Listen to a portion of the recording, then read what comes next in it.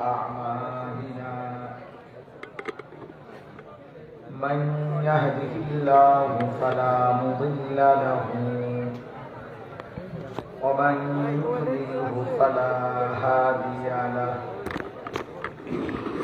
ونشهد أن لا إله إلا الله وحده لا شريك له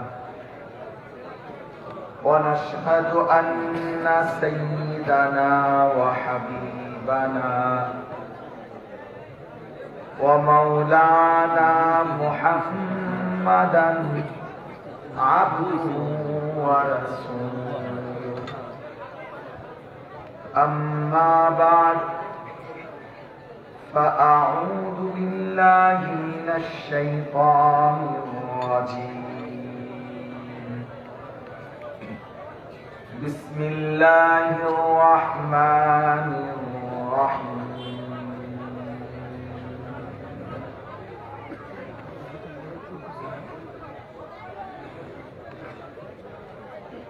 قل يا عبادي الذين أسرفوا على أنفسهم لا تقنطوا من رحمة الله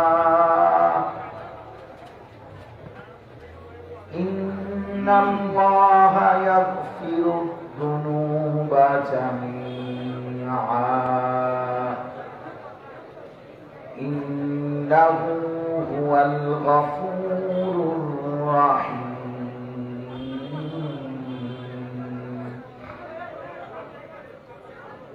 وأنيبوا إلى ربكم وأسلموا له من قبل أن يأتيكم العذاب ثم لا تنصرون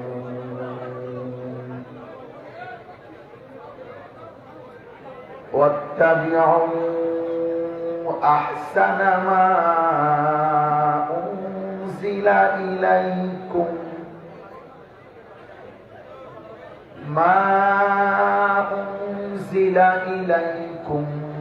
من ربكم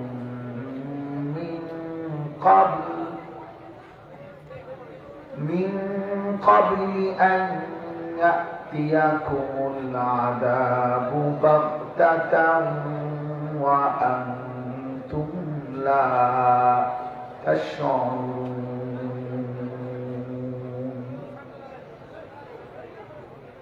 صدق الله مولانا العظيم وقال نبينا صلى الله عليه وسلم اتق المحارم تكن أعبد الناس اللهم صل على محمد وعلى آل محمد كما صليت على إبراهيم وعلى آل إبراهيم إنك حميد مجيد اللهم بارك على محمد وعلى آل محمد كما باركت على إبراهيم وعلى آل إبراهيم إنك حميد مجيد سبحانك لا علم لنا إلا ما علمتنا إنك أنت العليم الحكيم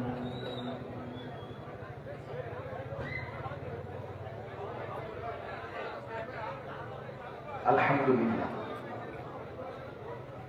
আল্লাহ পাক রব্বুল ইজ্জত যুল জালাল ওয়াল ইকরামের ফজল কারাম রব্বুল আলামিনের অপরিসীম ইহসান মেহেরবানি দয়া আল্লাহ তাআলা আমাদেরকে আজ 19 ডিসেম্বর 2025 রোজ শুক্রবার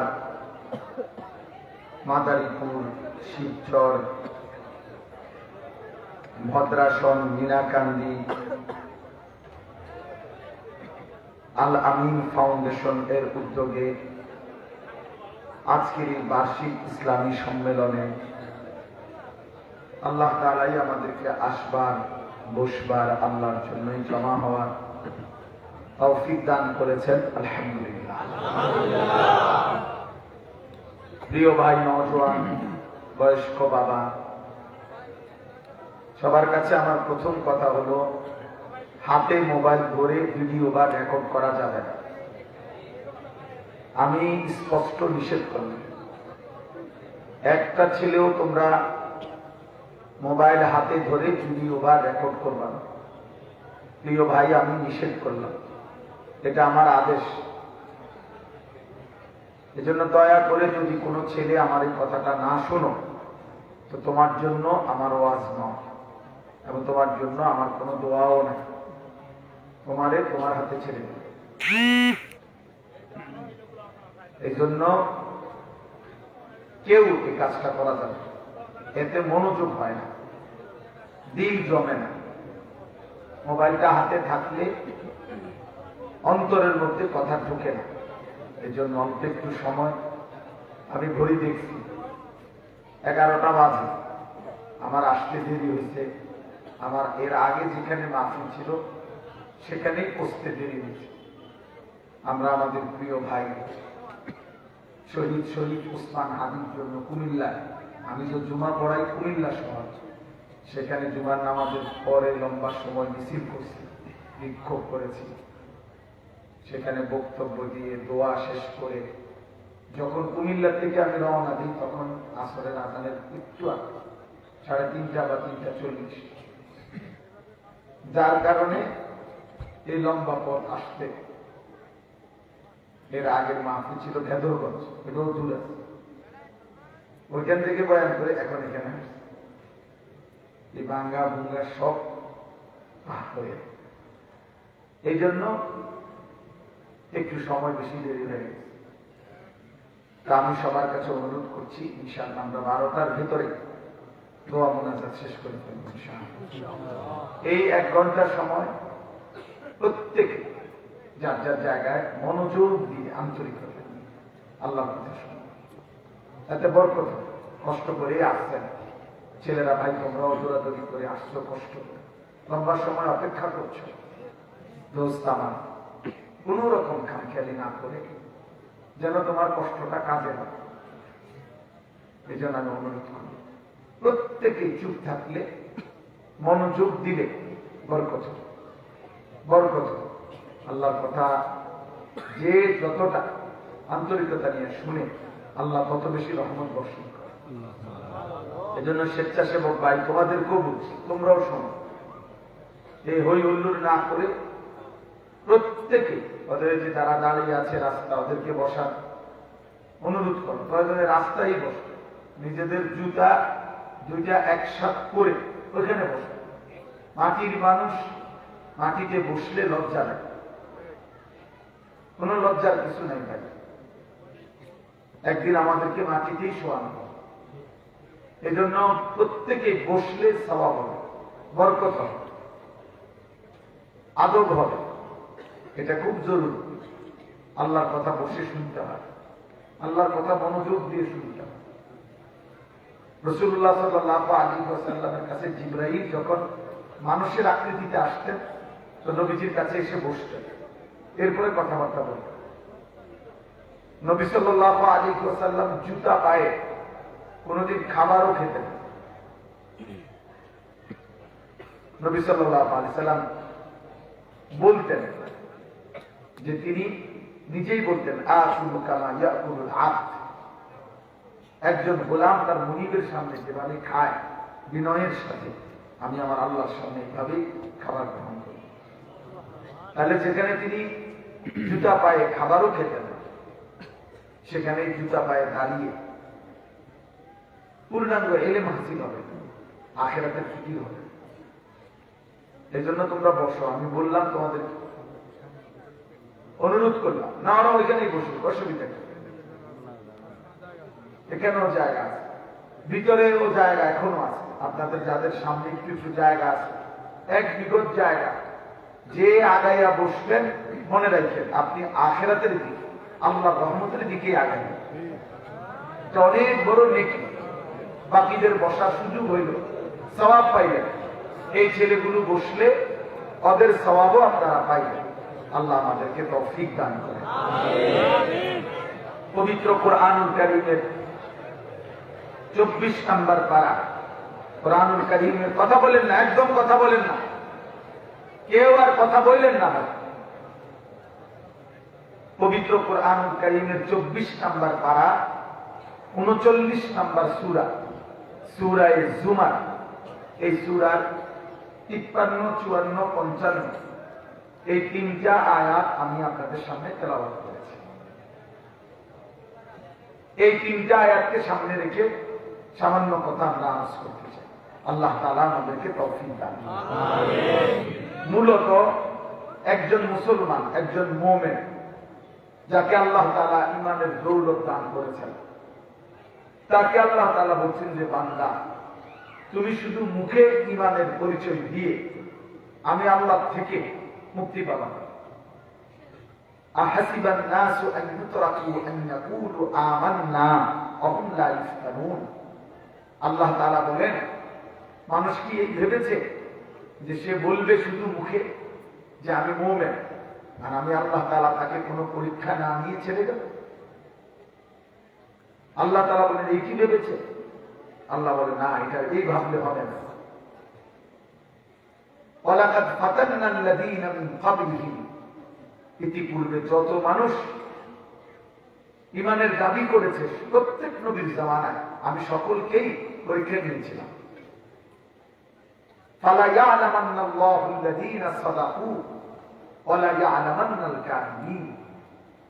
অতঃপর পরীক্ষা করেই আমি আল্লাহ জেনে নিয়েছি ঈমানের দাবিকে সত্যবাদীকে মিথ্যাবাদী। তাই পরীক্ষার মাধ্যমে প্রমাণিত হয় ঈমানের দাবিতে সত্যবাদীকে মিথ্যাবাদী। ভোটার আইডি কার্ডে সবার নামে মুসলিম দেখতে পারে, জন্ম নিবন্ধন সনদেও লেখা থাকতে পারে, কিন্তু বাস্তবিক অর্থে আল্লাহ তাআলার পরীক্ষার মাধ্যমে প্রমাণিত হয় ঈমানের দাবিতে সত্যবাদীকে মিথ্যাবাদী।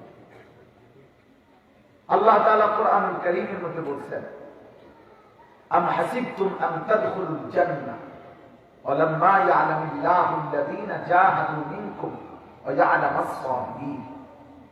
তোমরা কি ভেবেছো তোমরা এমনিতেই জান্নাতে প্রবেশ করবে, অথচ আল্লাহ তাআলা এখনো জানলেন না তোমরা কারা কারা আল্লাহর পথে জিহাদ করবে, এবং তিনি এখনো জানেন না তোমরা কারা কারা আল্লাহর হুকুম পালন করতে গিয়ে সবরের সাথে ধৈর্য ধারণ করলে, মজবুতির সাথে।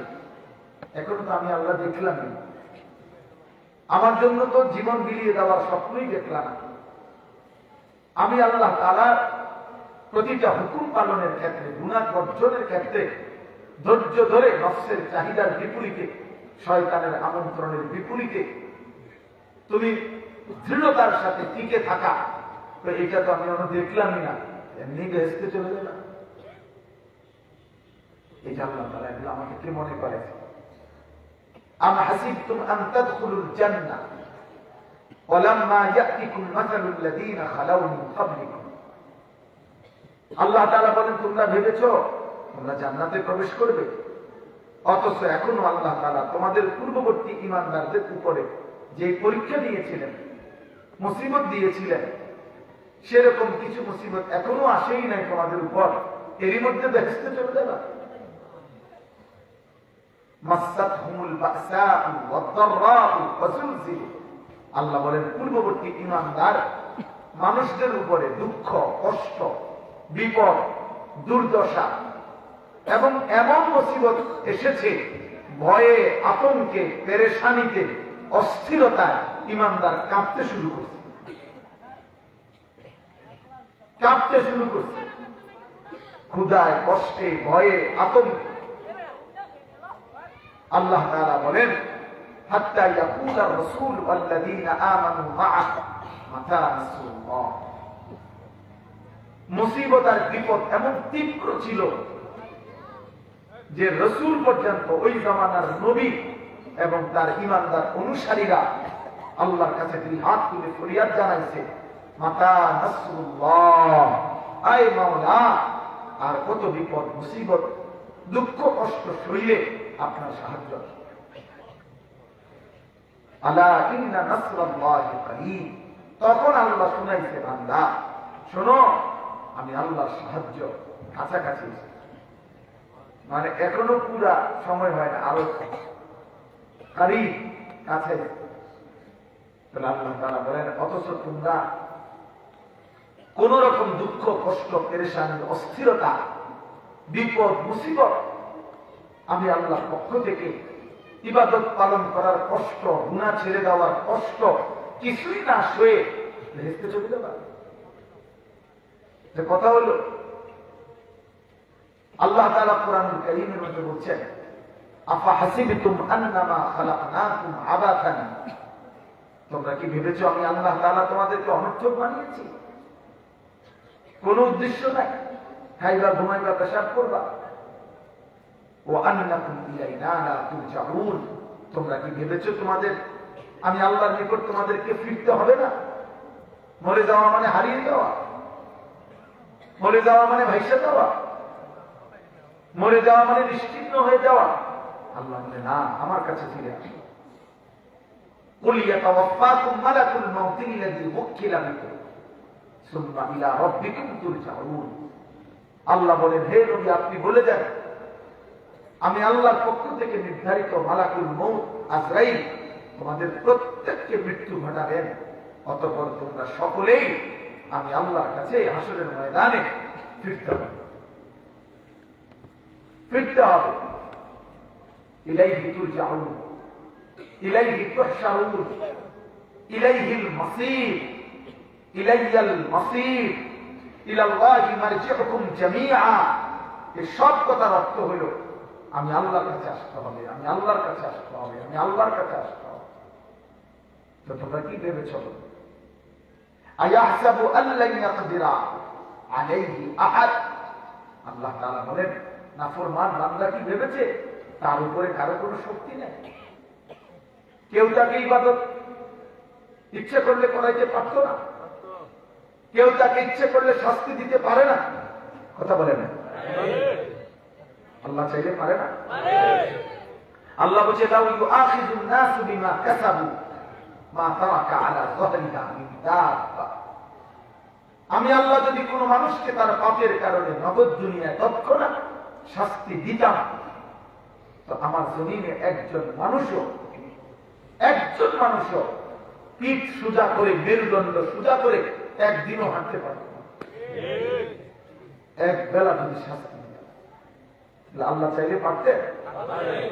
আল্লাহ চাইলে আবার ইবাদত আনুগত্য করাইতে পারতেন? আমাদের সকলকে দিয়ে নামাজ পড়ানো, সেজদা দেওয়ানো আল্লাহর পক্ষে সম্ভব? ওয়ালাউ শি'না লাআতাইনা কুল্লা নাফসিন হুদাহা।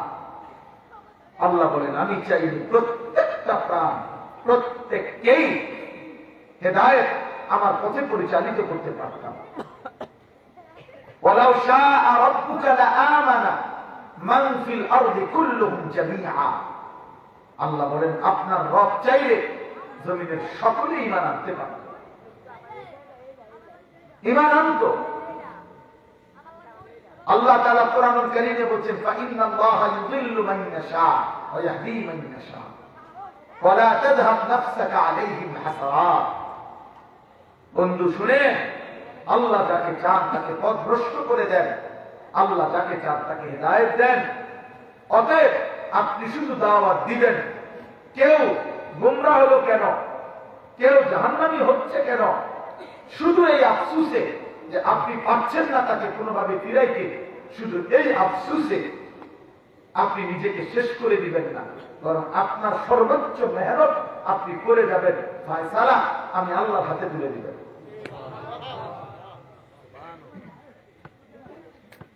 আমি আল্লাহর হাতে তুলে দিবেন।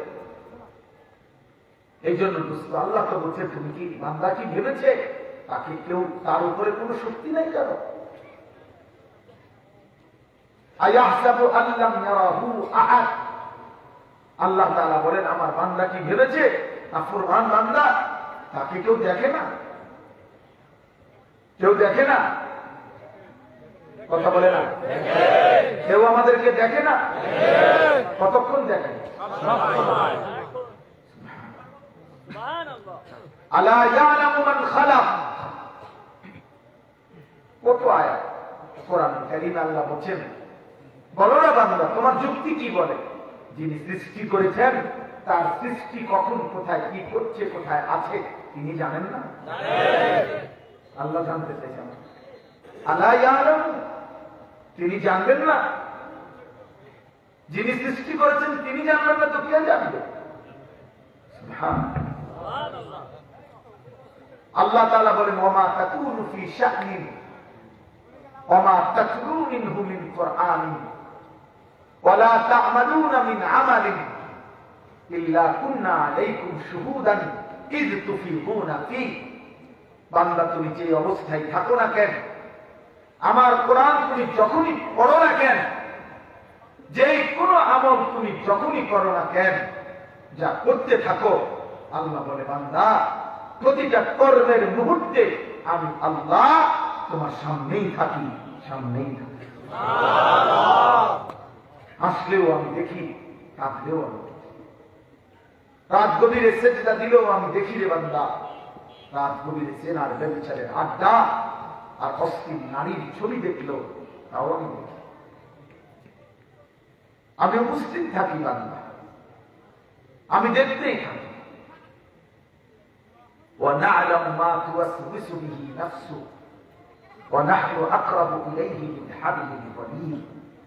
আল্লাহ তাআলা বলে বান্দা তোমার অন্তরের গভীরে গুনার যত চাহিদা, যেটা পৃথিবীর কেউ জানে না তুমি না করলে, অথবা করলেও হয়তো গোপন, কিন্তু তোমার অন্তরের ভেতরে গুনার যত ওয়াসওয়াসা, খারাপ যত কুবাসনা, কামনা, চাহিদা, হারাম নারী দেখতে দেখতে, ছবি দেখতে দেখতে, হারাম ব্যবসা করতে করতে, অস্থির দৃশ্য দেখতে দেখতে তোমার অন্তরে যত বিশ্রী বাজে গুনার কল্পনা আসে, খোদার কসম আল্লাহ বলে বান্দা তা আমি প্রতি মুহূর্তেই জানি, আমি প্রতি মুহূর্তেই জানি। ইয়ালামু খাইনাতাল আ'য়ুনি ওয়া মা তুখফিস সুদূর।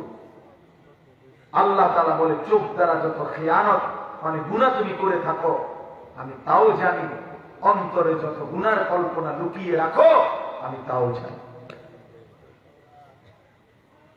আমি সব জানি বান্দা, আমি সব জানি, আমি সব জানি। আলাম ইয়ালাম বিআন্নাল্লাহা ইয়ারা। আল্লাহ বলে আমার বান্দা কি জানে না যে আল্লাহ তাকে দেখে, আল্লাহ তাকে দেখে। এই পৃথিবীতে বহু মানুষ শুধু এই এক আয়াতের কল্পনা করে গুনাহ ছেড়ে দিয়েছে। এই কথাইটা ভাই, আলাম ইয়ালাম বিআন্নাল্লাহা ইয়ারা। আল্লাহ বলে আমার বান্দা কি ভাবে না, সে জানে না এটা যে আমি আল্লাহ তাকে দেখি। এই জন্য বুজুর্গান দ্বীন বলছে কেউ যদি এই আয়াতের মুরাকাবা করে, অর্থাৎ এই আয়াতকে নিয়ে ধ্যান করে যে আমার আল্লাহ দেখে, আমার আল্লাহ দেখে, আমার আল্লাহ আমাকে দেখে, অল্প সময়ের মধ্যে গুনাহ ছুটে যায়, আল্লাহর ভয় তৈরি হয়, আল্লাহর ভয় তৈরি হয়, আল্লাহর ভয় তৈরি হয়। কোরআনুল কারীমের মধ্যে আছে ওয়াকিফুহুম ইন্নাহুম মাসউলুন। কিয়ামতের দিন আল্লাহ তাআলা বলবেন ফেরেশতাদেরকে, আমার ফেরেশতারা আমার একজন একজন বান্দা আমি আল্লাহর সামনে দাঁড় করাও। আজ আমি একাই আমার বান্দাকে একজন একজন করে আমি আল্লাহই জিজ্ঞেস করব। আমরা কিভাবে বুঝছি? এই আয়াতের কল্পনা করে যে আল্লাহর সামনে একা দাঁড়াইতে হবে আর তিনি জিজ্ঞেস করবেন আমি কি বলবো। এই চিন্তায়, এই অস্থিরতায় আল্লাহর প্রিয় বান্দা আলী ইবনুল ফুজাইল নামে একজন বড় বুজুর্গ ছিলেন, তিনি গভীর রাতে এই আয়াত নিয়ে ভাবতে ভাবতে তাহাজ্জুদের নামাজে সেখানেই বেহুশ হয়ে গেছেন, ওই রাতেই ইন্তেকাল। এই ভয়ে যে হায় আমার মালিক, আমি আমার গুনার হিসাব কেমনে দেব? আমার রব যখন সব জানাবেন, আল্লাহ বলছে বান্দা তোমার বুকের মাঝে যা সব প্রকাশ করা হবে। যাবতীয় গোপন বিষয় সেদিন খুলে দেওয়া হবে। আল্লাহ বলেন বান্দা আমি জিজ্ঞেস করব। অতএব দোস্ত, এটা আমার প্রথম কথা। এই গভীর রাতে নীরবে আমি এবং আপনি, কিশোর ভাই, যুবক ভাই, দোস্ত আমার, নওজোয়ান আমার, বাবা আমার, মা আমার, পর্দার আড়ালের বোন আমার, সবাই সবার জায়গায় আমরা এই কথাগুলো ভেবে দেখেন, ভেবে দেখেন। আল্লাহ তাআলা বলে বান্দা গোলামি বিহীন, সেজদা বিহীন, আমার হুকুম পালন বিহীন আমি কেমনি ছেড়ে দেব না? আমি ছেড়ে দেব না বাবা। আমি এমনি এমনি জাহান্নাম দেব না, এমনি এমনি জাহান্নাম থেকে মুক্তি দেব না বাবা। আমি পরীক্ষা দেব। এই পরীক্ষা মানেই হচ্ছে আমার প্রতিটা হুকুম যা পালন করতে বলেছি তা পালন করছো কিনা, যা নিষেধ করেছি তা নিষেধ শুনছো। এটাই আমাদের পরীক্ষা।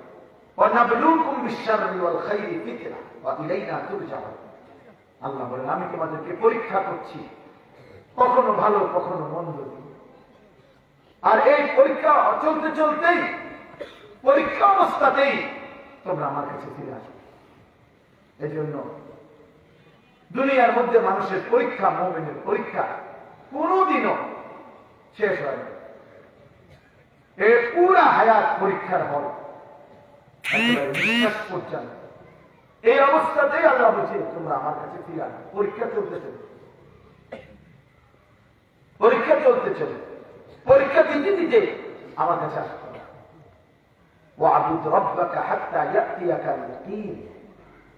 আল্লাহ তাআলা নবীকে বলছে বন্ধু আপনি আপনার রবের ইবাদত করুন মৃত্যু আসা পর্যন্ত। মুমিনের কোনো ছুটি নাই। এক মহান বুজুর্গ, যেই বুজুর্গ কিছুদিন হয় ইন্তেকাল করেছেন, বিশ্ববিখ্যাত একজন এই সময়কালে বহুত বড় আল্লাহ ওয়ালা হযরত মাওলানা পীর জুলফিকার আহমদ নকশবন্দি রাহিমাহুল্লাহ। এই সময়ে বহুত বড় আল্লাহ ওয়ালা ছিলেন তিনি। সারা বিশ্বময় হাজারো লাখো মানুষ যার পবিত্র জবানের কথায়, সংস্পর্শে, সান্নিধ্যে জীবন পরিবর্তন করেছিল, তিনি অল্প কয়েকদিন হয় ইন্তেকাল করেছেন। এই ওনার একটা সুন্দর বক্তব্য কথা ছিল। হযরত বলতেন মুমিনের দুনিয়া পুরাটাই পরিশ্রমের, মুমিনের কবর সামান্য সময়ের বিশ্রামের, মুমিনের জান্নাত পরিপূর্ণ আরাম। মুমিনের দুনিয়া শুধুই পরিশ্রম, মুমিনের কবর কিছুক্ষণের বিশ্রাম, মুমিনের জান্নাত অনন্তকালের আরাম, অনন্তকালের আরাম। এই জন্য ভাই বাবা আল্লাহ তাআলা আমাদেরকে পরীক্ষা দিচ্ছে। দুনিয়াকে বলা হয় দারুল ইমতিহান, দুনিয়া পরীক্ষার ঘর। আখিরাতকে বলা হয় দারুল জাযা, ফলাফলের ঘর। দুনিয়া হলো দারুল আমাল, আমলের ঘর। আখিরাত হলো দারুল হিসাব, হিসাবের ঘর। দুনিয়া হলো দারুল মিহান, মেহনতের ঘর। আখিরাত হলো দারুল জাযা, ফলাফলের ঘর। মেহনত হবে এখানে, রেজাল্ট মিলবে সেখানে। আমল হবে এখানে, হিসাব হবে সেখানে। পরীক্ষা হবে এখানে, রেজাল্ট ঘোষণা হবে সেখানে। ইন্না ইয়াওমাল ফাসলি কানা মিকাতা, নিশ্চয়ই পার্থক্যের দিন নির্ধারণ করা। বাল্লাহুম মাওঈদ, আল্লাহ বলেন আমার সমস্ত বান্দার ফয়সালার জন্য আমি আল্লাহ একটি ওয়াদাবদ্ধ নির্ধারিত দিন রেখে দিয়েছি, রেখে দিয়েছি। আমি ছাড়বো না বান্দা। হায় যুবক, তোমরা যদি এই কথা বুঝতে পারো, খোদার কসম নিবা, এই পৃথিবী হয়তো তোমাকে ছেড়ে দিও, বাবা ছেড়ে দিবে, মা ছেড়ে দিও।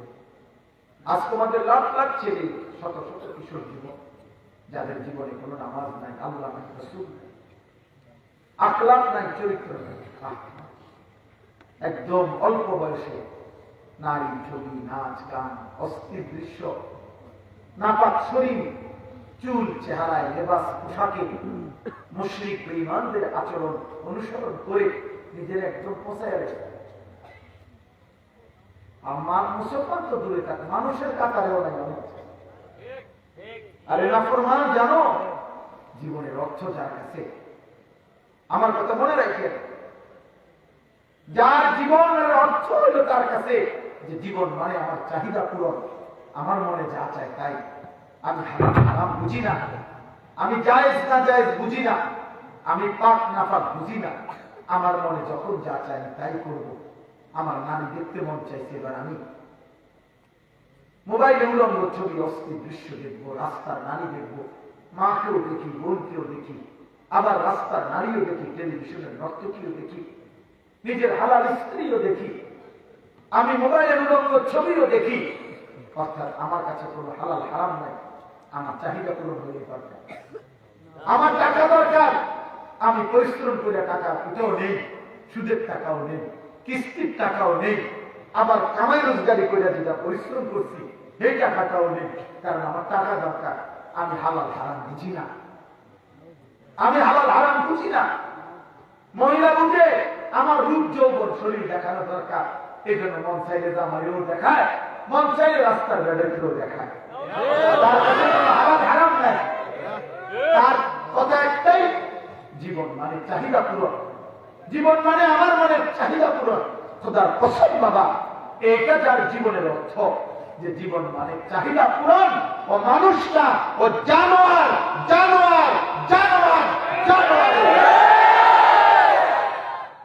এজন্য মুসলমানের বাচ্চা, তোদের যাদের কাছে হালাল হারাম নাই, তুই মানুষ না জানোয়ার, তোর হিসাব তুই নিবি। আজকের সারাদিনে যারা নারী দেখছো, ছবি দেখছো, মোবাইলে অস্থির দৃশ্য দেখছো, সারাদিন একবারও পেশাব করে যারা পানি নাও নাই, টয়লেট পেপার ব্যবহার করো নাই, পবিত্রতার ভাব ধারণা, এক ওয়াক্ত নামাজ কপালে যাদের সেজদা নাই, তুই মানুষ না জানোয়ার, তোর বিবেককে তুই জিজ্ঞেস করি।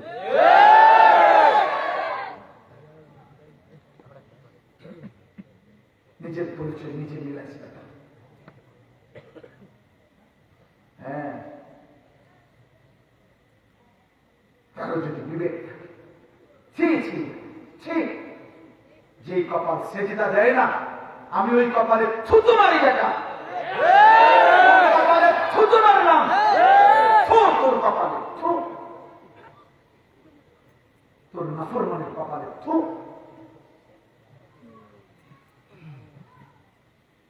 তুই এই সমাজের কলঙ্ক, তুই মুসলিম নামে কলঙ্ক,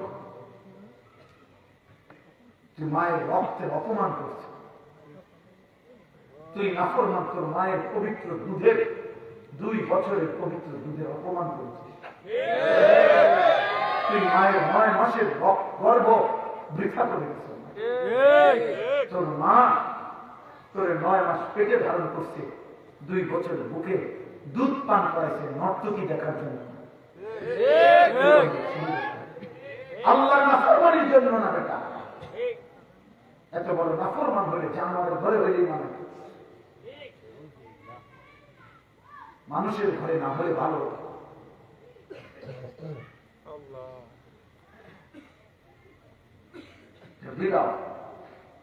মানুষ তাকেই বলে যাকে আল্লাহ তাআলা আকলে কান দিয়েছেন, পরিপূর্ণ বিবেক দিয়েছেন, শুধু বাদমাস, শুধু দুনিয়া ভোগ করার জন্য। জন্তু জানোয়ারের যেতটুকু বুদ্ধিমত্তা, গরু ছাগল কুকুর বিড়ালের এতটুকু হলেই চলত, কিন্তু আল্লাহ তাআলা মানুষকে তার চাইতে অগণিত বেশি, স্পেশাল, অনেক বেশি আকল, দিমাগ, বুদ্ধি, বিবেচনা দিয়েছেন, শুধুমাত্র জন্তু জানোয়ারের মতো দুনিয়া ভোগ করার জন্য। এতটুকুর প্রয়োজন হইলে জানোয়ারের আকল সমান আকলের জন্য, জানোয়ারেরও আকল আছে,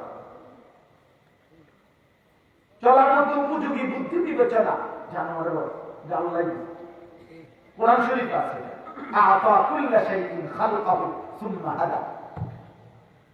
আল্লাহ বলেন আমি প্রত্যেকটা প্রাণী, আমি প্রতিটা মাখলুক আমি সৃষ্টি করেছি প্রয়োজন পরিমাণ পথ নির্দেশনা, হেদায়েত, প্রয়োজন পরিমাণ আকল, বুদ্ধি, বিবেচনা আমি তাকে দিয়েছি। তাহলে একটা কুকুর লাঠি আলু দিলে কেমনে বুঝে ভেতর দেখা? এইটুকু বুদ্ধি কে দিল? একটা পিঁপড়া তার চাইতে ভারী ওজন খাবার সে এত কষ্ট করে গ্রহণ করে কেন? এটুকু বিবেচনা বোধ যে গর্তে নিয়ে সংরক্ষণ করতে হবে খাবার, এটা কে বুদ্ধি দিল? তাহলে চলার মতো প্রয়োজনীয় যেটুকু এটুকু তো আল্লাহ তাআলা জানার তো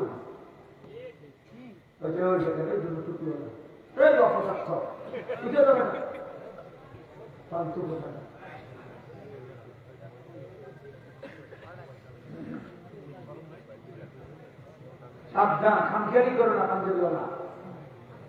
তোমার মতো দুইজন ফালতু লোক না শুনলে কিচ্ছু হবে না। যাও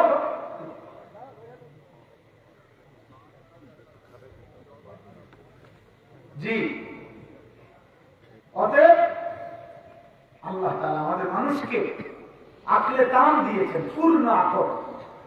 আকল বলতে যেদুর বুদ্ধি, বিবেক, বিবেচনা যেটুকু দরকার পূর্ণটা এটা আল্লাহ মানুষকে দিয়েছে। শুধু দুনিয়ার খাবার, খাদ্য, পেশাব, পায়খানা, যৌন চাহিদা পূরণের জন্য না। এটুকু তো জানোয়ারেরও পূরণ হয়। বা একটা কুত্তা বিড়ালের তো বাচ্চা হয়, তো তাদের তার যদি যৌন চাহিদা পূরণ না হইতো, লজ্জাস্থানের চাহিদা, তোর বাচ্চা হয় কেন? একটা জানোয়ারও তো খায়, ঘুমায়, পেশাব পায়খানা করে, একটা জানোয়ারও তো দুনিয়া ভোগ করে। একজন পূর্ণ মানুষ আল্লাহ আমাদেরকে সৃষ্টি করেছেন শুধুমাত্র এই ভাত পাত আর এই ভোগ বিলাসী, শুধু এই পেশাব পায়খানা, এই পেটের চাহিদা, লজ্জাস্থানের চাহিদা পূরণ, খালাস, এটুকুই। এই জন্য একটা ছেলে ভাবে, একজন বাবা ভাবে আমি ভোটের জন্য আসি নাই, আমি কোন প্রার্থী না, অতএব সবার সমর্থন দরকার, এমন কিছু না, এমন কিছু না। আমার জীবনটাই পথে পথে জীবন। আমি এখান থেকে এখন বয়ান শেষ করে আল্লাহ আমার হায়াত দিলাম, সিলেটের উদ্দেশ্যে রওনা দেব। কোথায় আমি, কোথায় সিলেট, এই আমার জীবন।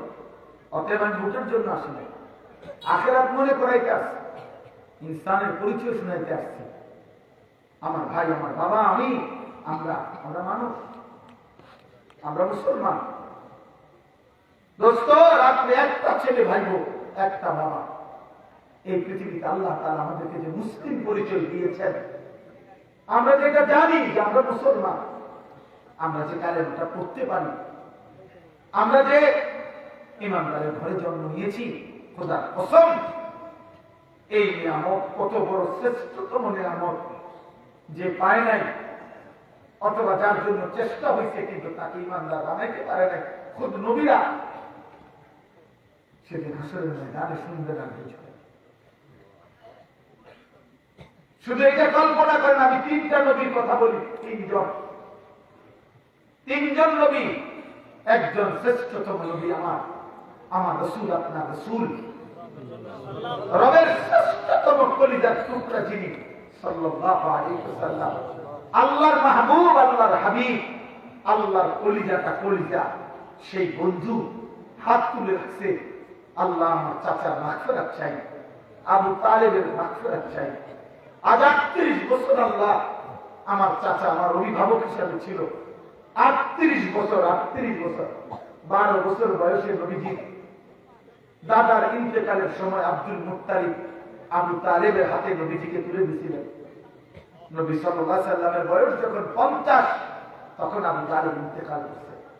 এই 12 থেকে 50, 38 বছর, 38 বছরের এই অভিভাবক সুখে দুঃখে নবীকে আজোয়া রাখছেন, কিন্তু কালেমা করতে পারে নাই। আল্লাহ নবী কি পরিমাণ আহাজারি করছে, কি পরিমাণ যে মাওলা আমার চাচা জাহান্নামী হবে, জাহান্নামের আগুনে ধাউ ধাউ জ্বলবে, আমি ভাতিজা, আমি আপনার মাহবুব, আমি আপনার হাবিব, আমি এটা কেমনে মানি রে মাওলা, কেমনে মানি? লাআস্তাগফিরান্না লাকা মা লাম কুনহা আনকা, বুখারী riwayat। আল্লাহ নবী বলেন, চাচা আল্লাহ আমার যতক্ষণ নিষেধ না করবে আমি আপনার জন্য আল্লাহর কাছে ক্ষমা প্রার্থনা করব। আবু তালেবের ইন্তেকালের সময়ও চেষ্টা করছে নবী, কালেমা পড়ে নাই। মৃত্যুর পরে আবার হাত তুলছে, আল্লাহ মাফ করে দেন চাচারে। তখন আরশে আজিমের মালিক আল্লাহ বলছে, বন্ধু আপনি আমার হাবিব, কিন্তু আপনি হাত নামান, আমি ইমান দেব না, মাফ করব, আমি মাফ করবো না রে বন্ধু। ইন্নাকা লা তাহদি মান আহবাবতা, আপনি চাইলে হেদায়েত দিতে পারবেন না। আপনি জোরাজুরি করেন না বন্ধু আমার, আমি যেটা ফয়সালা পরে আমি হেদায়েত দেব। কি বুঝে কার হাত নামাই দিচ্ছে, কার হাত? বন্ধুরা পরিচয় টুকরা ইমান কত বড় সম্পদ, যাকে আল্লাহ দেয় নাই তার জন্য ইমানের ফয়সালা খুব মুহাম্মদ আরবিও আল্লাহ থেকে নিতে পারে।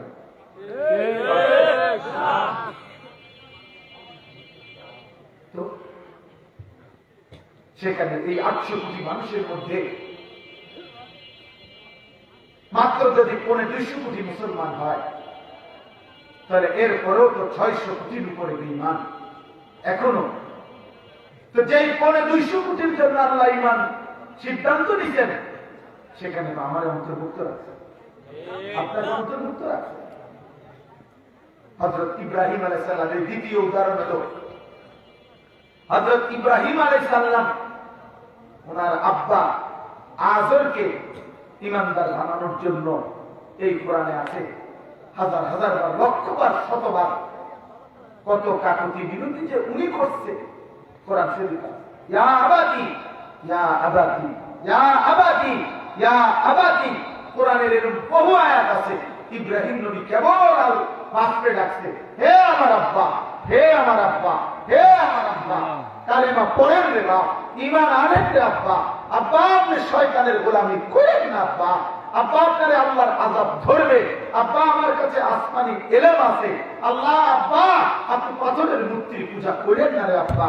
এইভাবে আহাজারি চিৎকার করছে, চেঁচামেচি করছে, আহাজারি করছে। আসমানওয়ালা আল্লাহ বলছে, ইব্রাহিম আপনিও আমার খলিল, কিন্তু আমি আপনার বাপের হেদায়েত দেব না,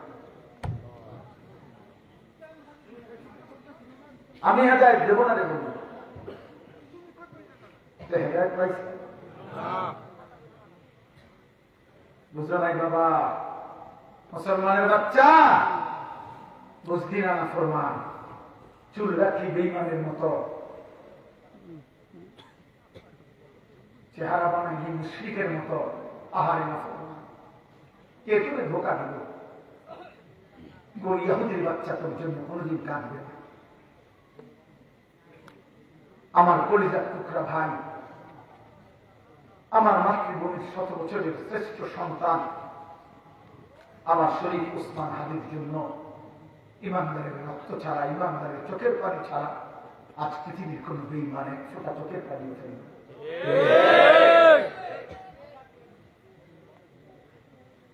খবর নিয়ে দেখ যুবক, সারা দেশ, সারা মাটি 33 বছরের এই টকবকে যুবক, যার প্রতিটা শব্দ, বাক্য, যার প্রতিটা উচ্চারণ, আমি বলছি আজকেও আমার দিন সাক্ষী দিছে, আমি অনেকবার, আমি সবচেয়ে বেশি বাংলাদেশে আমার বুঝ হওয়ার পরে আমি আলেম ওলামা ব্যতীত, আমার আপনজন আত্মীয় যারা মারা গেছেন তারা ব্যতীত, আমার স্পষ্ট মনে হয় কোন জেনারেল শিক্ষিত কোন মানুষ, জেনারেল লাইনের কোন মানুষ, আমি আমার এই বুঝ হওয়ার পরে জীবনে কারোর জন্য আমি এতটা কাঁদি নাই। আমি এই ছেলের জন্য যে পরিমাণ আমার মায়া লাগছে, সারা রাত আমি ছটফট করছি, সারাটা রাত। গত এক সপ্তাহ ছটফট। আমার দিন আমি আগে থেকে তার বক্তব্য শুনতাম, আমি বুঝতাম, আমার মনে হইতো তার হাত নাড়ানো, তার মাথা নাড়ানো, তার শরীর নাড়ানো দেখে, কথা বলার ভঙ্গি দেখে আমি কমপক্ষে আমার দিন সাক্ষী দিত যে এই শরীফ উসমান হাদি আমার এই প্রিয় ভাই, সে তার জবানে যা বলতো তার হৃদয়ে তাই লালন করত। তার দিল আর তার জবান বরাবর ছিল। এই জন্য মাটি তার জন্য এই পরিমাণ কাঁদতেছে। রাজনীতি বহুজনই করে, বক্তৃতা বহুজনই দেয়, এরপরে আলগা জায়গা দিয়ে আরে বাতিসটা কম তো লাগে, মাইকে তো কিছু বলতে হয়। কিন্তু এই ইমানদার যুবক, সে জবানে যা বলতো হৃদয়ে তাই ছিল, হৃদয়ে যা ছিল জবানে তাই বলত। আমার প্রিয় সন্তান, বেঈমান তোদের কথা মনে করবে না, বরং বেঈমান ভারতীয় ওই কর্নেল, ওই বেঈমান ঘোষণা দিছে ইন্ডিয়ার বুক থেকে আমার বাংলার ইমানদার যুবক তার ঘাড়ে গুলি করতে।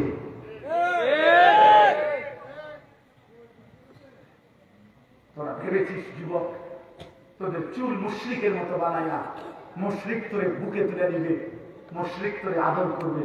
না, তোর বুকে প্রথম গুলি করবে।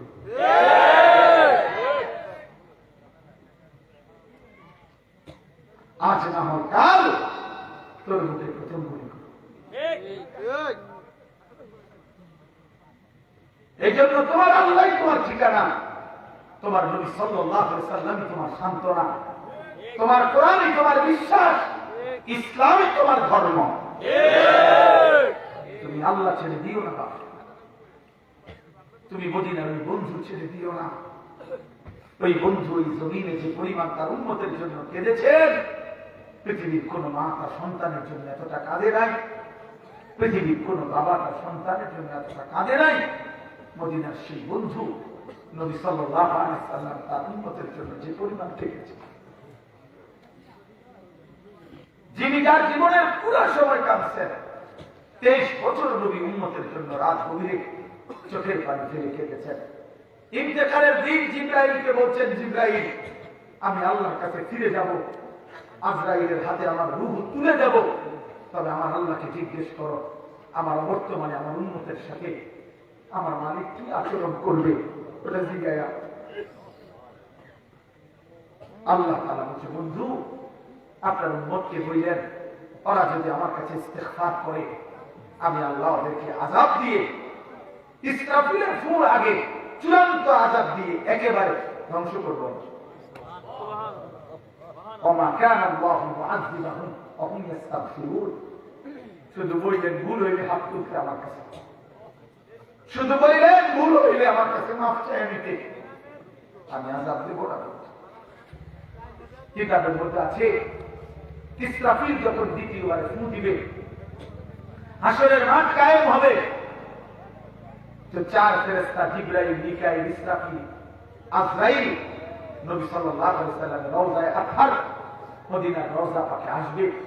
নবী সাল্লাল্লাহু আলাইহি ওয়াসাল্লামকে কবর মুবারক থেকে, রওজা শরীফ থেকে উঠাইবার জন্য, হাসরের ময়দানে নেওয়ার জন্য ফেরেশতারা বলবে একজন আরেকজনকে তুমি ডাক দাও, কেউ সাহস করবে না। পরে 3 ফেরেশতা বলবে জিবরাইলকে, জিবরাইল তুমি রাসূলুল্লাহ সাল্লাল্লাহু আলাইহি ওয়াসাল্লামের কাছে বেশি আসা যাওয়া করতা, কাজে তুমি ডাক দাও। 23 বছর তুমি আসছিলা নবীজির কাছে, তুমি ডাক দাও। হযরত জিবরাইল আলাইহিস সালাম যখন আল্লাহ নবী সাল্লাল্লাহু আলাইহি ওয়াসাল্লামকে ডাক দিবেন, কবর মুবারক থেকে নবী যখন উঠবেন, কিতাবের মধ্যে আছে কপালের সামনের চুল থেকে আল্লাহ নবী তার মাটি মুছতে মুছতে বলবেন প্রথম জবান দিয়ে, জিবরাইল আমার উম্মতের কি খবর, আমার উম্মতের কি খবর, আমার উম্মতের কি খবর। আমার উম্মতের ফয়সালা হয়ে গেল। জিবরাইল বলবেন, ইয়া রাসূলুল্লাহ না, আপনারই নিয়ে না ফয়সালা, এখনো তো হাসরের মাঠে আপনাকে আগে নেওয়া হবে। হাসরের মাঠে আল্লাহ নবী সহ তো সব মানুষ তো আসবেন। কিতাবের মধ্যে আছে সারা মাঠে সমস্ত আম্বিয়া, আউলিয়া, আতকিয়া, আসফিয়া, শুহাদা, উলামা, কাফের, মুশরিক, বেঈমান, ঈমানদার, নাফরমান সবাই এক আওয়াজ করবে, ইয়া রাব্বি নাফসি নাফসি, আয় মাওলা আমারে মাফ করে দেন। ইব্রাহিম বলে ইয়া রাব্বি নাফসি নাফসি, ফিরআউন বলবে ইয়া রাব্বি নাফসি নাফসি, মুসা বলবে ইয়া রাব্বি নাফসি নাফসি, আউলিয়াও বলবে ইয়া রাব্বি নাফসি নাফসি, আবু বকর ওমরও বলবে ইয়া রাব্বি নাফসি নাফসি। সবাই শুনবে, সবাই এক আওয়াজ, এক কথা, এক ধ্বনি, আয় আল্লাহ আমারে মাফ করেন, আমারে বাঁচান, আমারে বাঁচান, আমারে বাঁচান। গোটা মাঠ হঠাৎ করে শুনবে, শুধু একটা আওয়াজ ভিন্ন কোথাও শোনা যাচ্ছে। এর জন্য একজন অন্য কোথাও একাকি শুধু বলছে ইয়া রাব্বি উম্মতি উম্মতি, আয় মালিক আমার উম্মতকে বাঁচান।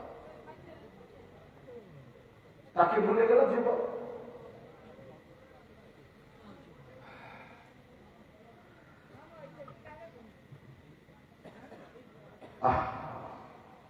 কেমনি ঘুমাইবা তোমরা? কেমনি ঘুমাইবা? নামাজ না পড়ে আজকে রাত্রে তোমরা কেমনি? এরকম একটা বুলেটের গুলি যদি তোমার মাথা বিদ্ধ করে। আমার ভাই তো সেদিন জুমার নামাজ পড়ছিল, সে প্রতিদিন ফজরের নামাজ পড়ত।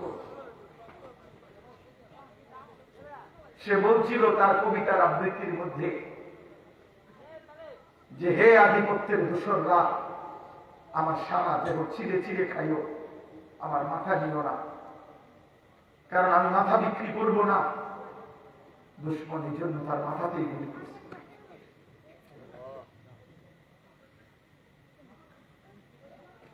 এমন এক যুবক, মাত্র 33 বছর, কিন্তু লক্ষ কোটি মানুষের চোখের পানি তার জন্য ঝরেছে। আর তোমরা যারা এই নারী, ছবি, মদ, জুয়া, নেশা, অস্থির দৃশ্য, বেনামাজি জিন্দিগিরে আব্বা এইভাবে যদি কোনোদিন মরে যাও, পৃথিবী তো দূরে থাক, মানুষ তো দূরে থাক, কোন জন্তু জানোয়ারও না, কোন গরু ছাগল তোর জন্য কাঁদবে না রে আব্বা। পাপের জন্য কেউ কাঁদে না রে বাপ। নাফরমানকে কেউ মনে রাখে না, পাপীকে কেউ মনে রাখে না, নাফরমানের নাম থাকে না। আল্লাহর অবাধ্য দুশমন তারে পৃথিবী কোনদিন শ্রদ্ধার সাথে স্মরণ করে না। এজন্য আমি প্রত্যেক দিন বলি, ফেরাউন এই নাম পৃথিবীর মানুষ কোন কুত্তার নামও রাখে না। এই নাম পৃথিবীর মানুষ কোন কুত্তার নামও রাখে না। আবু লাহাব এই নাম পৃথিবীর মানুষ কোন কুত্তার নামও রাখে না। কিন্তু সেই বেলাল, কালো নিগ্রু হাবশার গোলাম, এক কৃতদাস বেলাল আল্লাহকে রাজি করেছে। আজ 1450 বছর পরেও লক্ষ কোটি ইমানদারের সন্তানের নাম বেলাল।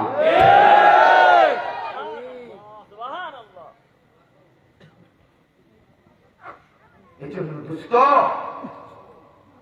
এক যুবকের পবিত্র রক্ত যেহেতু জমিনে ঝরেছে, ইনশাআল্লাহ আরেকবার পূর্ণ আজাদী আসবে। কোন যুগে মুসলমান সংখ্যা দিয়ে জিতে নাই, মহান আল্লাহর মদদ ইমানের শক্তি দিয়ে জিতেছে। অতএব ইন্ডিয়ার জনসংখ্যা বেশি হইতে পারে, কিন্তু বাংলাদেশে ইমান বেশি। ইমান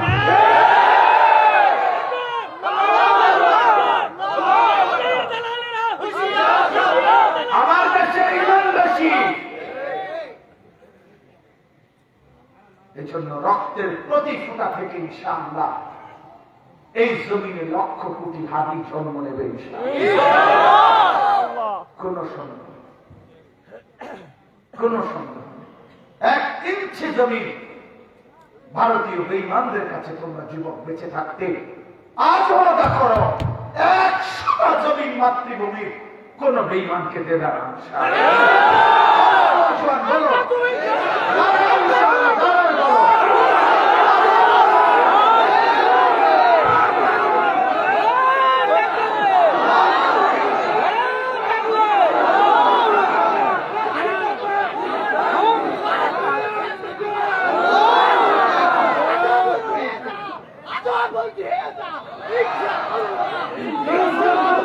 বসো।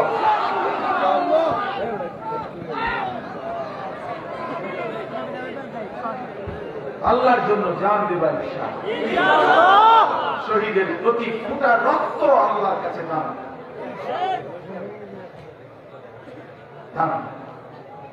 আল্লাহ সবাইকে ঈমান দান।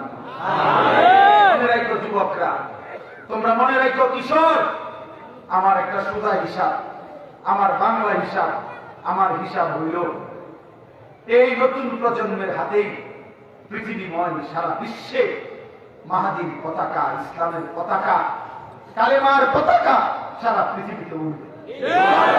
এবং প্রয়োজন পরিমাণ ঈমানদার যুবক আল্লাহ তাআলা বিজয়ের জন্য সারা বিশ্বময় যা দরকার আমার মনে হয় ফেরেশতারা ইতিমধ্যে সৃষ্টি করা শুরু করে দিয়েছে। এই জন্য লোক নিতেছে, তুমিও শামিল হও মাহাদীর কাতারে।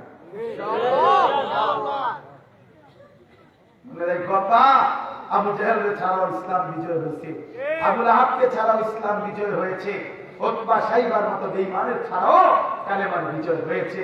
অতএব দুই চারজন অপদার্থ, নারীরূপী, চরিত্রহীন, লম্পট, নারীকে আসক্ত, মোবাইলে আসক্ত, ছবিতে আসক্ত, জিনাতে আসক্ত, মদে আসক্ত, জুয়াতে আসক্ত, এক ওয়াক্ত সেজদা দাও না, তোর মতো দুই চারজন অপদার্থ ছাড়াও ইসলামের বিজয় হবে। তোর মতো আকামনার জন্য ইসলাম বসে থাকবে।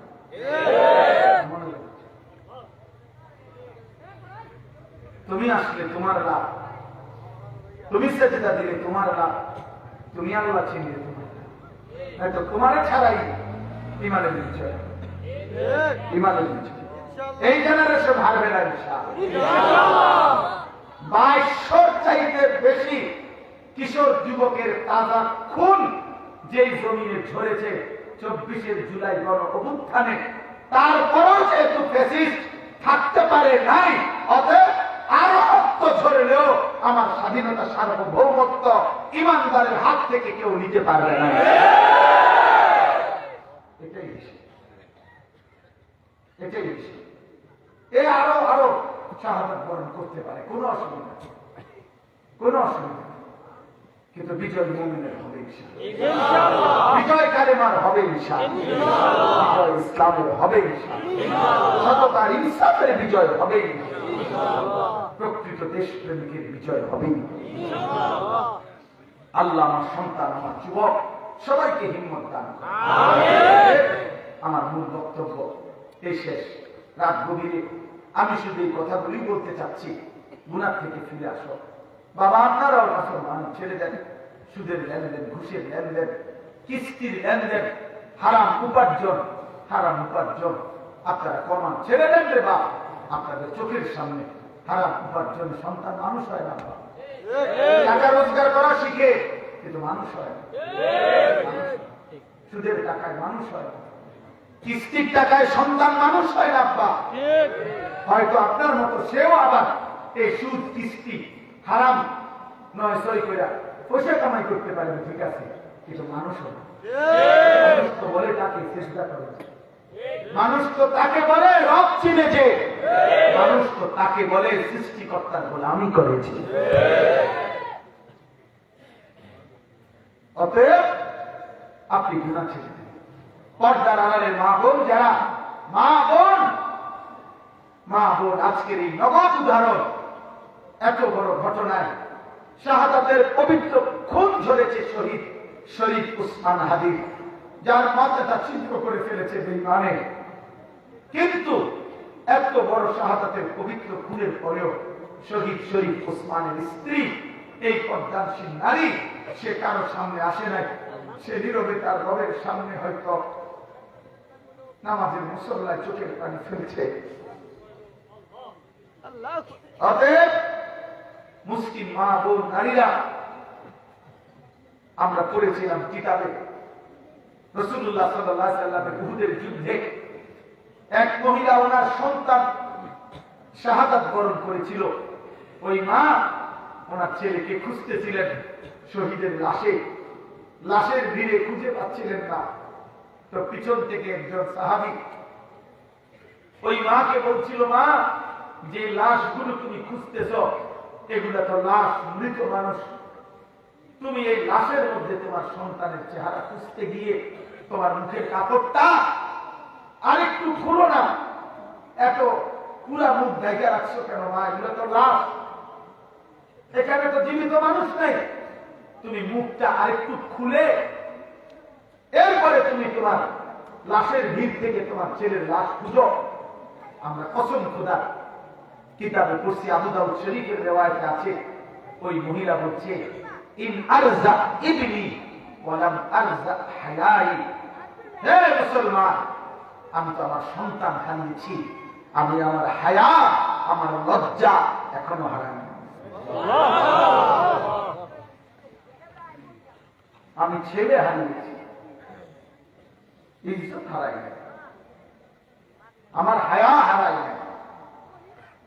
অতএব পর্দার আড়ালের মা বোন, আপনারাও বেপরদেকি বেহায়াপনা ছেড়ে দেন। বেপর্দা মহিলা, বেহায়া মহিলা, পর পুরুষকে নিজের শরীর প্রদর্শন করে যে মহিলা, খোদার কসম নারী, তোর পেট থেকে কোন ইমানদার পবিত্র সন্তান জন্ম নেবে না। তোর পেট থেকে যেটা বের হবে সেটা থেকে গোবরের দুর্গন্ধ বের হবে, ফুলের সৌরভ বের হবে। অতএব আজকে সবাইকে আমি আপনি এই গভীর রাতে বললাম, আমাদের যার গুনাহ যতই হোক, আমার রবের মাগফিরাত তার চেয়ে বেশি।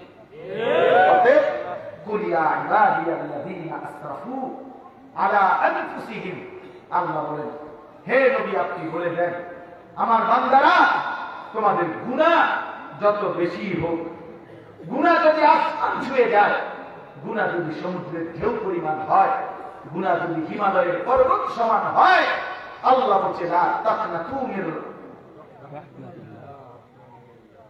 আমি দেখতে চাইছি যে হুজুর কি করো তোমরা দুজন,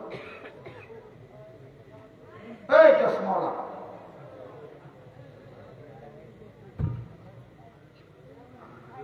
লা তাকনাতু মির রাহমাতিল্লাহ। শোনো শোনো শোনো, ঠিক আছে, তুমি টাকা লাগবে না ভাই, আমারটা আমি দিই, এটা আমার তবিয়ত, আমি চেষ্টা করি। আমার কথা হলো এটুকু যে মূলত ফয়সালা তো কার হাতে? চেষ্টা তো করা যায়। এখান থেকেই আগামী দিনের পাঁচসালা তৈরি হবে ইনশাআল্লাহ। এখান থেকেই তৈরি হবে। কেউ ভাবে নাই 24শে জুলাই যোদ্ধারা এত বড় বিপ্লব করবে, কেউ ভাবে নাই, কিন্তু রব চেয়েছেন তো হয়েছে। আল্লাহ চাইবেন তো তোমাদের থেকেই ইনশাআল্লাহ কালেমা ঈমানের পতাকা উড়াবার আগামী দিনের সৈনিক হবে। হবেই হবে হবে, তুমি ভাববাও না, তুমি জানবাও না, আল্লাহ কারে কবুল করবে, আল্লাহ কারে কবুল। এই ওমর তো সেই ওমর, যে ওমর বাকিদের সাথে ছিল, উন্মুক্ত তরবারি নিয়ে হত্যা করতে না রওনা দিছে। ওরা তো কল্পনাও ভাবে নাই যে এরকম পাল্টে যাবে, কিন্তু আসমানওয়ালা চেয়েছেন তো তরবারি নুয়ে গেছে, নিজের গর্দান রাসূলুল্লাহর কদমে দিয়ে দিয়েছে। আলহামদুলিল্লাহ। আল্লাহ বলেন, কুল ইয়া ইবাদিয়াল্লাযীনা আসরাফু আলা আনফুসিহিম, বান্দা গুনাহ যত বেশি হোক, লা তাকনাতু মির রাহমাতিল্লাহ, আমি আল্লাহর রহমত থেকে নিরাশ হইও না। মুমিন নিরাশ হয় না, মুমিন কি হয় না? মুমিন হতাশ হয়। কোন মুমিনের জন্য নিরাশা, হতাশা কুফরি। কি কোন ব্যাপারে, ছেলে মেয়ে, অর্থ সম্পদ, শরীর স্বাস্থ্য, সুস্থতা, দুনিয়াবী বিষয়, আখিরাতের বিষয়, হতাশ হওয়া কুফরি না। খোদা যত কথাই বল ভাই, আমি বুঝছি, খোদা আমার ভিতর না, আমার ইয়ার এই যে হতাশ না, এই কথা বলার কি নেই, অনুমতি নাই, এটা কুফরি। হতাশা মুমিনের জন্য কুফরি। আল্লাহ বলে বান্দা ফিরে আসো, তুমি হতাশ হইও না আমার রহমত থেকে। ইন্নাল্লাহা ইয়াগফিরুয যুনুবা জামিআ, নিশ্চয়ই আল্লাহ সব গুনাহ মাফ করে দিবেন। সুবহানাল্লাহ। ইন্নাহু হুয়াল গফুরুর রহিম, নিশ্চয়ই তিনি ক্ষমাশীল দয়াবান। তাহলে আল্লাহ মাফ করতে রাজি, আল্লাহ মাফ করবেন বলছে, আল্লাহ ওয়াদা দিচ্ছেন কিনা? এখন আমাদের দায়িত্ব হলো আল্লাহকে জিজ্ঞেস করা যে আল্লাহ আমি যদি মাফ নিতে হয় আমাকে কি করতে হবে? তা আল্লাহ বলেন প্রথম, ওয়া আনিবু ইলা রাব্বিকুম, তোমরা সকলেই তোমাদের রবের নিকট তওবা করো। কি করো? তওবা করো। তওবা কিভাবে করো? তিনবার। কিভাবে? আবার বলেন, হ্যাঁ, প্রথম গুনাহ ছেড়ে দিতে হবে, দুই আর করব না ওয়াদা দিতে হবে, তিন লজ্জিত এবং অনুতপ্ত হয়ে মাফ চাইতে হবে। আল্লাহ বলেন তুমি নয়সই করবা, লুকোচুরি করবা, চালাকি করবা, এই মানুষে ধরতে না পারলেও আমি তো ধরতে পারি। আর আমি যদি দিল থেকে বুঝি যে তুমি গুনাহ থেকে আসলেই তওবা করছো, ছেড়ে দিছো, আর করবা না ওয়াদা দিছো, লজ্জিত অনুতপ্ত, আল্লাহ বলেন আমি আসমান পর্যন্ত গুনাহ হলেও তোমার এই তওবা যদি খালেস হয়, তওবা যদি খালেস হয়, আমি সব মাফ করব। সুবহানাল্লাহ। এই জন্য কোন যুবক, কোন এক যুবক, প্রিয় ভাই, আবারও বলছি ভাই, ছেলেরা বা প্রতিবার আসা আমার জন্য কঠিন রাখবা। আমার এই মুফতি মুজিব ভাই, আমার এই এক বেগাল্লা ভাই, যে আমার জ্বালাইয়া কইলা করে বানাই করছে, এর কারণেই আমি অনেক বেশি মহব্বতের দাবির কারণে আসি। কিন্তু আমার অনেক কষ্ট, আমি এখন কোনোভাবে বুঝতেছি না। আজকে আমার ড্রাইভার, আমার খাদেরা যা কেমনে যাবো সিলেট, কেমনে কি করবো, আমার কিচ্ছু বুঝতে হবে।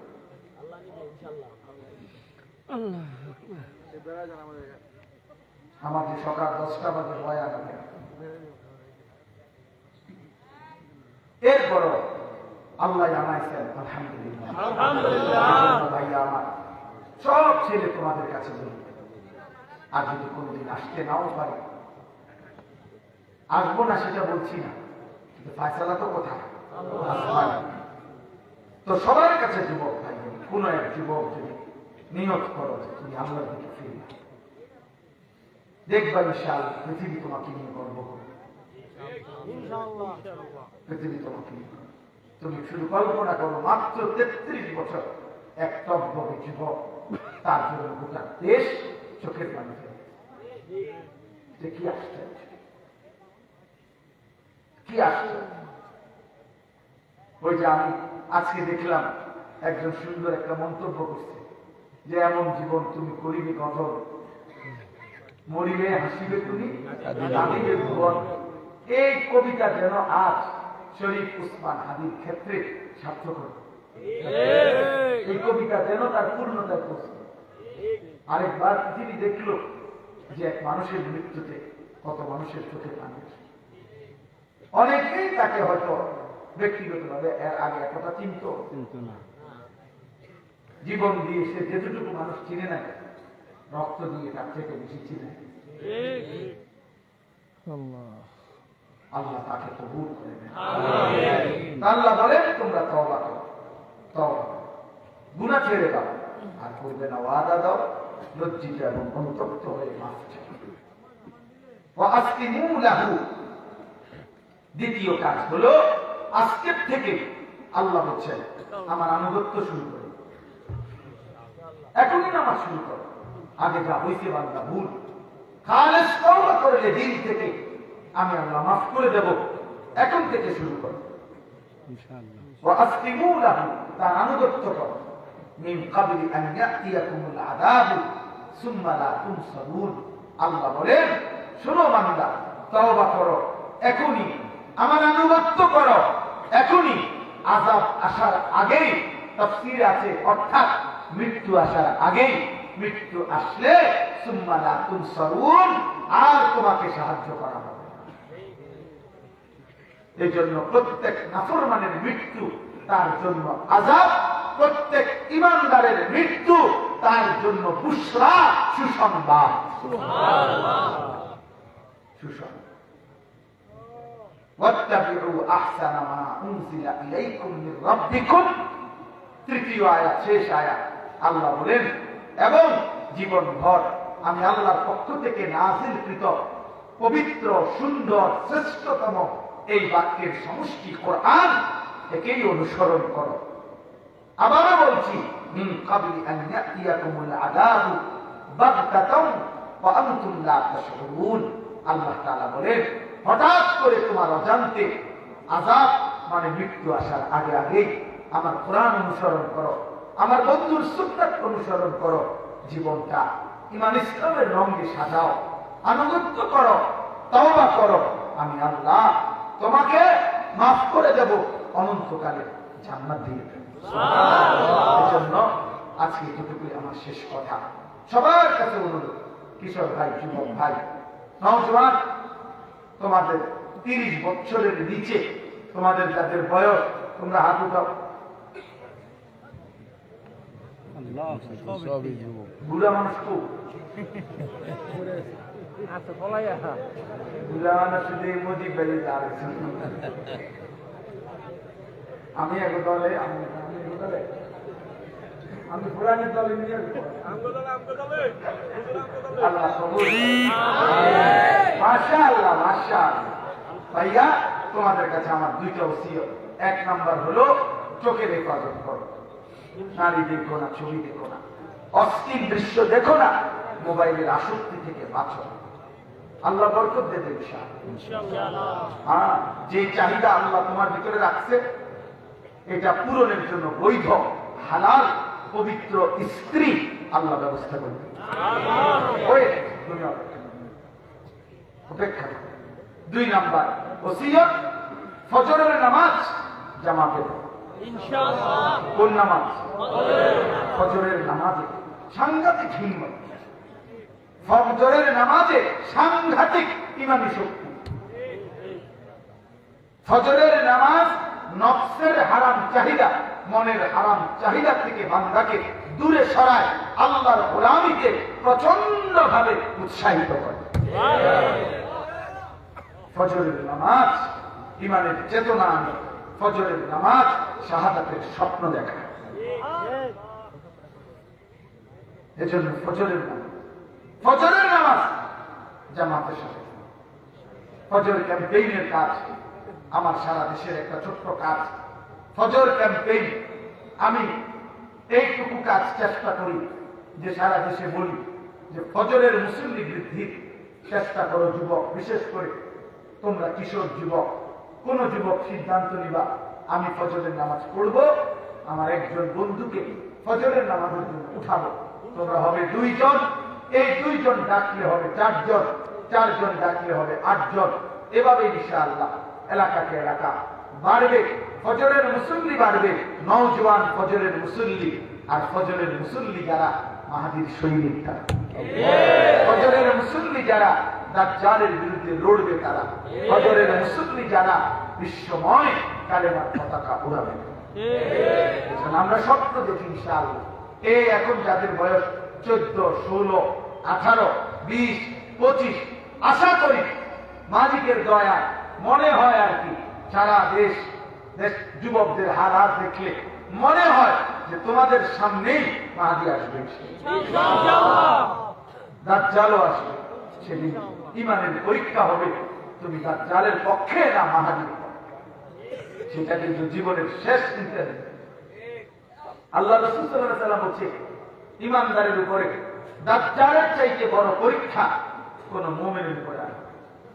এই জন্য শেষ ইন্টারভিউ জমিনে দাজ্জালের সামনেই মানে কসম খোদা, শেষ ইন্টারভিউ। এই জন্য তোমরা আল্লাহমুখী। সবার জন্য শেষ কথা হলো রাসূলুল্লাহ সাল্লাল্লাহু আলাইহি ওয়াসাল্লামের একটা সুন্নাত অনুসরণ করো।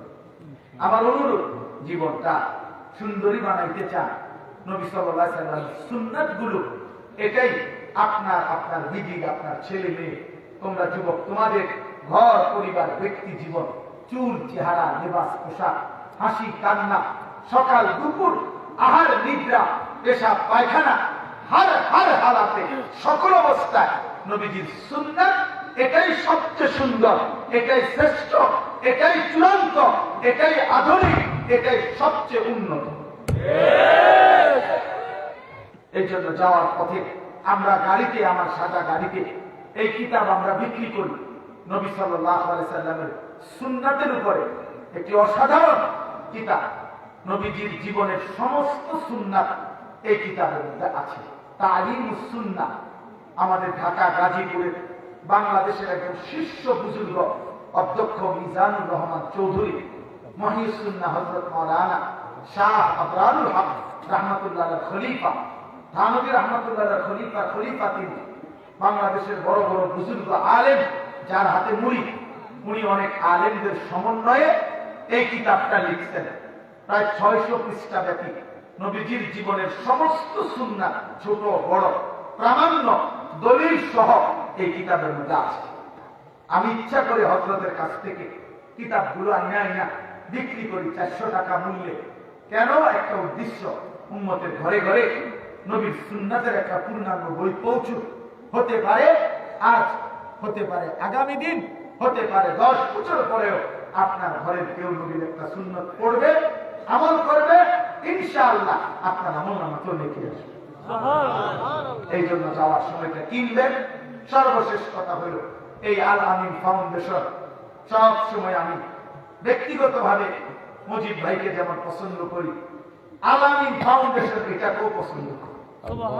এই কারণে আসার চেষ্টা করি। তাদের অনেকগুলো মহৎ উদ্যোগ, আলহামদুলিল্লাহ তারা তাদের এলাকার এই যে হাফেজ আলেমদেরকে পুরস্কৃত করে।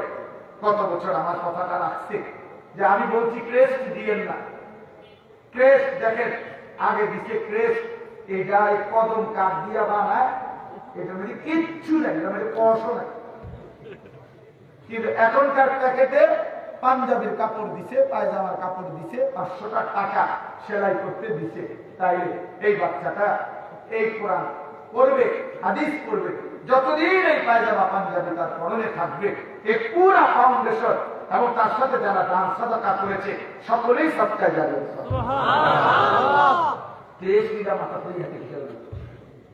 এই জন্য আলহামদুলিল্লাহ একটা উত্তম পুরস্কার আজকে এসে দেখলাম। মাশাআল্লাহ, এই বই ফরজ এলেম, সাধারণ মুসলমানের জন্য আবশ্যক জ্ঞান, ওনারা আমাদের এই ফাউন্ডেশন থেকে ব্যবস্থাপনা করেছে। আমিও এটা বলতাম, আমার জিন্দেগির একটা স্বপ্ন যে আলহামদুলিল্লাহ আমি আমার মাদ্রাসা কুমিল্লা ক্যান্টনমেন্ট ময়নামতি, ওইখানে আমি 118 শতক জায়গা কিনছি, বড় সড় একটা জায়গা, প্রায় 2.5 কোটি টাকার উপরে জায়গার দাম। উদ্দেশ্য হইল আমি সেখানে আমাদের বাচ্চাদের যেই মাদ্রাসা আছে, ওই মাদ্রাসায় 500 জন ছাত্র আছে, এটা তো একটা আলাদা। আর আমি ভিন্ন আরেকটা পূর্ণাঙ্গ মাদ্রাসা করতে চাচ্ছি। এখন একটা রুমে ব্যবস্থা করছি, আগামী দিনে বড় একটা মাদ্রাসা করতে চাই, এই আশায় যে সারা বাংলাদেশের যত স্কুল কলেজ ইউনিভার্সিটির ছাত্র আছে এবং অন্য বয়সী অন্য পেশারও যারা আছে, যেই কোনো মুসলমান বাংলাদেশের যে কোনো অঞ্চল থেকে বছরের যে কোনো সময় যেটুকু সময় হোক, এতটুকু সময়ের জন্য আমাদের ওখানে আসবে, কিছু পরিমাণ দিন শিখবে, ওযু নামাজ সূরা কেরাত দোয়া কালাম রুকু সেজদা, এরকম একটা বড় আলাদা শিক্ষক কর্মচারী দেখে পূর্ণাঙ্গ একটা মাদ্রাসা আমার জীবনের একটা স্বপ্ন করতে চাই। আমার এটা স্লোগান, যে আসবে যখন দিন শিখবে তখন, যার সময় যতক্ষণ দিন শিখবে ততক্ষণ। এই আশায় আমি এই জায়গাটা কিনছি। আপনাদের কাছে আমার একটা কাগজ দেবে, এই কাগজটা আপনারা নিয়ে, এই কাগজটার মধ্যে আমার এই আবেদনটা আছে। অর্থাৎ কোন সাধারণ মুসলমান, যে কোনো মুসলমান বয়সী যদি 4200 টাকা আমার মাদ্রাসার ওই জমিতে দান করে, এক নামাজের মুসল্লা পরিমাণ জায়গার দাম আমরা হিসাব করে বের করছি 4200 টাকা। এখানে বিকাশ নাম্বার আছে, অ্যাকাউন্ট নাম্বার আছে, যদি কেউ দেয় ওইখানে পাঠান, তাইলে আপনি ইনশাআল্লাহ সদকায়ে জারিয়ার সওয়াব পাইবেন। হতে পারে ভুলে যাবেন, কিন্তু আমরা আপনার নাম উঠাবো এবং আপনার জন্য প্রতিটা দোয়ায় আপনিও অংশগ্রহণ থাকবেন। এজন্য কারো সুযোগ হইলে আপনারা পারলে আমাদের মাদ্রাসায় এই জমিতে, যেখানে আমরা একটা বড় কমপ্লেক্স করার স্বপ্ন দেখি, আপনারা দান করবেন। আর 30 বছরের নিচে কোন কিশোর যুবক যদি 1000 টাকা আমাদের মাদ্রাসার ওই জমিতে দেয়, তাহলে আমরা তাকেও কিশোর যুব সদস্য হিসাবে নাম অন্তর্ভুক্ত করব। যেমনি সুযোগ হয়, পারলে 4200 টাকা দিবেন, পারলে 1000 টাকা দিবেন, পারলে অন্য কাউকে বলবেন, না পারলে দোয়া করবেন। দোয়া করতে পারবেন না সবাই? ইনশাআল্লাহ। আল্লাহ সবাই তৌফিক দেন, ভালো কাজে, নেক কাজে অংশগ্রহণ করার তৌফিক দান করেন। আল আমিন ফাউন্ডেশন